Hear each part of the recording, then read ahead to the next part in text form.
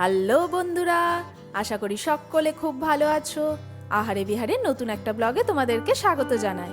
বাচ্চাদের এখন প্রায় সকলেরই পরীক্ষা শেষ হয়ে গেছে, আর ওরা ভীষণ মনের আনন্দে ছুটিও কাটাচ্ছে।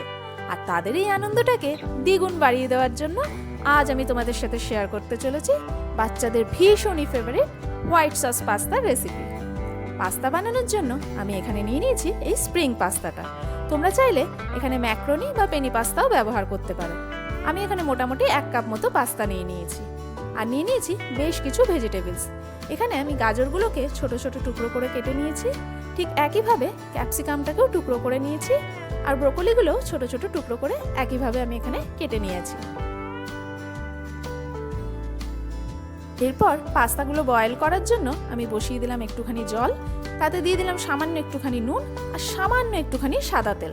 তার ফলে পাস্তাগুলো একটার সাথে একটা গায়ে লেগে যাবে না। ভালোভাবে মিক্স করে দেওয়ার পর জলটা যখন গরম হবে তখন আমি পাস্তাগুলো দিয়ে দেব।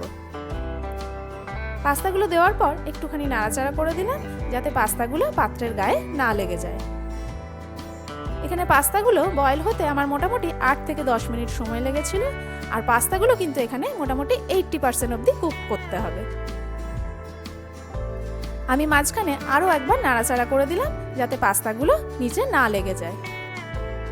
আমরা এখানে একবার চেক করে নেব পাস্তাগুলো কতটা হয়েছে।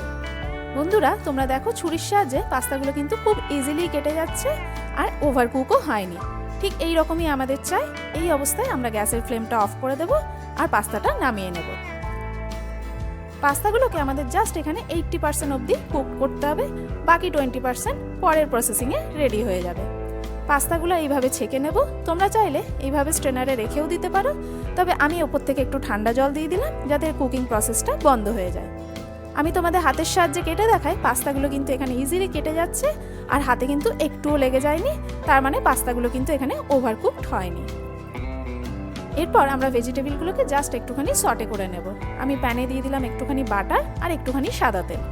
তোমরা চাইলে শুধু বাটারেও করতে পারো, বা সাদা তেল বা অলিভ অয়েলেও তোমরা করতে পারো। সেটা ভালো করে মিক্স করে নেওয়ার পর প্রথমে দিয়ে দিলাম গাজরগুলোকে জাস্ট একটুখানি ফ্রাই করে নেওয়ার পর একে একে বাকি ভেজিটেবলসগুলো আমি এখানে অ্যাড করে দেব। এখানে সবজিগুলোকেও আমরা জাস্ট একটু নরম করে নেব, ওভারকুক কিন্তু করব না। এগুলো সটে করতে আমাদের কিন্তু এখানে বেশি সময় লাগবে না। ক্যাপসিকামটা দেওয়ার পর হালকা নাড়াচাড়া করে নেওয়ার পর আমি এই অবস্থায় অ্যাড করে দিলাম এই রসুন কুচিটা কিন্তু এখানে প্রথমে অ্যাড করলে চলবে না, তাহলে রসুনটা জ্বলে যেতে পারে, আর রসুনের ফ্লেভারটাও ভালো আসবে না। তাই ঠিক মাঝখানের সময়ে আমাদের রসুনটা অ্যাড করলে রসুনের ফ্লেভারটা কিন্তু ভালো থাকবে। এরপর অ্যাড করে দিলাম ব্রোকলিটা, সেটাও দিয়ে ভালোভাবে নাড়াচাড়া করে দিলাম।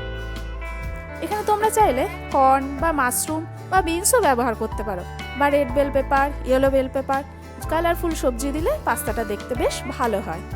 আর আমি এখানে দিয়ে দিলাম একটুখানি গোলমরিচের গুঁড়ো, একটুখানি অরিগানো, আর দিয়ে দিলাম একটুখানি চিলি ফ্লেক্স। তোমাদের কাছে অরিগানো না থাকলে মিক্সড হার্বও ব্যবহার করতে পারো। সেগুলো দিয়ে জাস্ট ভালোভাবে নাড়াচাড়া করার পর আমি এখানে অ্যাড করে দেবো স্বাদ মতো নুনটা অবশ্যই ভেবে চিন্তে দিতে হবে, কারণ আমরা যে যে জিনিসগুলো এখানে ব্যবহার করছি মানে বাটার বা চিজ, সেগুলো সবটাই কিন্তু সল্টেড। সেগুলোকে দিয়ে জাস্ট ভালোভাবে নাড়াচাড়া করার পর জাস্ট কয়েক মিনিটের জন্য আমি লো ফ্লেমে একটু চাপা দিয়ে রেখেছিলাম যাতে সবজিগুলো ভালোভাবে নরমও হয়ে যায়, তবে ওভারকুকডও যাতে না হয়। সবজি আমাদের এখানে ভালোভাবে নরম হয়ে গেছে, খুব সুন্দরভাবে ফ্রাইও হয়ে গেছে। এই অবস্থায় আমরা সবজিগুলোকেও নামিয়ে নেব। আমি এখানে হোয়াইট সস বানানোর জন্য নিয়ে নিয়েছি 2 চামচ মতো ময়দা, 2 চামচ বাটার আর 1 কাপ মতো দুধ। পরে যদি আমাদের আরও দুধের প্রয়োজন হয় তখন আমরা এক্সট্রা অ্যাড করব। এরপর আমরা হোয়াইট সসটা বানিয়ে নেব। প্রথমে কড়াইয়ে দিয়ে দিলাম বাটারটা ভালোভাবে মেল্ট হলে তারপর আমরা ময়দাটা দেব। রেস্টুরেন্ট স্টাইল পাস্তার সবচেয়ে মেইন জিনিসটা হচ্ছে এই যে বাটার আর ময়দাটা আমরা নিয়েছি সেটা কিন্তু ইকুয়াল কোয়ান্টিটিতে নিতে হবে। মানে আমি এখানে যেমন 2 চামচ ময়দা নিয়েছি তেমনি 2 চামচ বাটারও নিয়েছি। এই দুটোর প্রপোর্শনটা যদি ইকুয়াল থাকে তাহলে কিন্তু সসটা খুব পারফেক্টলি তৈরি হয়ে যায়। ময়দাটা দিয়ে আমি বেশ কিছুক্ষণ ধরে প্রায় 7 থেকে 8 মিনিট ধরে লো ফ্লেমে নাড়াচাড়া করে ভালোভাবে কুক করে নেব, যাতে ময়দার কাঁচা ভাবটা একেবারে চলে যায়। হোয়াইট সসটা যত ভালো রেডি হবে পাস্তাটাও কিন্তু খেতে ততটাই টেস্টি হবে। ময়দা এখানে আমাদের খুব সুন্দরভাবে কুকড হয়ে গেছে। হালকা একটু কালারও চেঞ্জ করে নিয়েছে। এই অবস্থায় আমরা অ্যাড করে দেব দুধটা। তবে দুধটা কিন্তু আমরা একেবারে অ্যাড করব না, অল্প অল্প করে অ্যাড করব। একেবারে অ্যাড করলে এখানে কিন্তু লাম্পস পড়ে যেতে পারে। দুধটা অল্প অল্প করে দেব আর খুব ভালোভাবে কিন্তু মিক্স করে নিতে হবে যাতে কোনোভাবে লাম্পস না পড়ে। ওই যে বললাম, হোয়াইট সসটা যত ভালো হবে এখানে পাস্তাও কিন্তু ততটাই টেস্টি হবে। এইভাবে দুধটা অল্প অল্প করে অ্যাড করে খুব ভালোভাবে কিন্তু আমরা এখানে মিক্স করে নেব যাতে কোনো রকম লাম্পস না থাকে আর একটা স্মুথ টেক্সচার যেন চলে আসে। বন্ধুরা, তোমরা দেখতে পাচ্ছ কি সুন্দর একটা স্মুথ টেক্সচার চলে এসছে।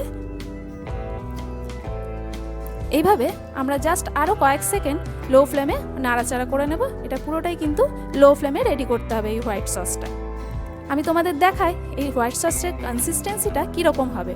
ঠিক এই রকম একটা কনসিস্টেন্সি আসবে, মানে এক্সট্রা অংশটা চামচ থেকে গড়িয়ে যাবে কিন্তু মেন অংশটা কিন্তু চামচের গায়ে লেগে থাকবে।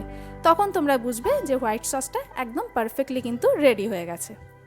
এরপর এর মধ্যে অ্যাড করে দিলাম একটু গোলমরিচ গুঁড়ো, একটুখানি অরিগানো, একটু চিলি ফ্লেক্স আর আন্দাজ মতো নুন। গোলমরিচটা তোমরা সবসময় চেষ্টা করো একদম ফ্রেশ গোলমরিচ ব্যবহার করার। আমি গোলমরিচটা জাস্ট এক্ষুনি কুটে এটাকে কিন্তু ব্যবহার করেছি, তার ফলে ফ্লেভারটা কিন্তু খুব ভালো আসে। এই অবস্থায় আমি এখানে অ্যাড করে দিলাম চিজ। আমি এখানে ব্যবহার করেছি আমুলের কিউব চিজগুলো। তোমাদের কাছে যে চিজ থাকবে, মানে মোজারেলা চিজ বা স্লাইস চিজ যাই থাকুক সেটাই তোমরা ব্যবহার করো। চিজ দেওয়ার ফলে পাস্তা কিন্তু টেক্সচারটা আরও বেশি ক্রিমি হয়, আর পাস্তাতে যত চিজ দেবে পাস্তা কিন্তু খেতেও ততটাই ভালো হয়। আমার এখানে কনসিস্টেন্সিটা একটু ঘন লাগার জন্য আর একটুখানি দুধ আমি এখানে অ্যাড করে দিয়েছি।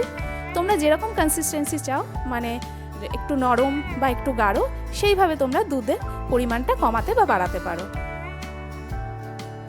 ভালোভাবে মিক্স করার পর আমি বয়েলড পাস্তাটাও এখানে অ্যাড করে দিলাম। পাস্তাটা ভালোভাবে মিক্স করে নিয়ে তারপর আমি অ্যাড করে দিলাম সটে করে রাখা ভেজিটেবলসগুলো। ভেজিটেবলস কিন্তু পাস্তাতে খুব বেশি, মানে হোয়াইট সস পাস্তায় খুব বেশি ব্যবহার হয় না, তাই খুব বেশি ভেজিটেবল এখানে ইউজ করার দরকার নেই। তোমাদের কাছে যা যা অ্যাভেলেবেল সেটাই নিও। আর এখানে আমি নামানোর আগে আর একটুখানি চিজ এখানে অ্যাড করে দিলাম। তবে চিজের পরিমাণটাও তোমরা তোমাদের টেস্টের হিসাবে নিও, কিন্তু পাস্তাতে যত বেশি চিজ পড়ে ততই কিন্তু খেতে টেস্টি হয়। চিজটাকে দিয়েও আমি খুব ভালোভাবে মিক্স করে নেব। ইটালিয়ান রেস্টুরেন্ট ছাড়া পাস্তা কিন্তু খুব একটা ভালো সব জায়গায় পাওয়া যায় না, তাই ইজিলি কিন্তু খুব কম পরিশ্রমে আর খুব কম খরচে তোমরাও কিন্তু বাড়িতে অনায়াসেই বানিয়ে ফেলতে পারবে এই ইটালিয়ান হোয়াইট সস পাস্তা। বন্ধুরা, তোমরা দেখতে পাচ্ছ কি সুন্দর একটা ক্রিমি টেক্সচার এসছে। আমরা গ্যাসের ফ্লেম অফ করে দেব আর নামিয়ে সার্ভ করব। তবে পাস্তা কিন্তু অবশ্যই গরম গরম সার্ভ করতে হবে, কারণ ঠান্ডা হয়ে গেলে এটা একটু স্টিকি হয়ে যায়। আর ওপর থেকে গার্নিশিংয়ের জন্য দিয়ে দেবো একটুখানি চিলি ফ্লেক্স, তাতে এটা দেখতেও ভালো লাগবে আর খেতেও অসাধারণ হবে। বন্ধুরা, তোমাদের যদি রেসিপিটা ভালো লেগে থাকে প্লিজ একটা লাইক করে দিও। দেখা হচ্ছে পরের একটা ভিডিওতে নতুন একটা রেসিপি নিয়ে।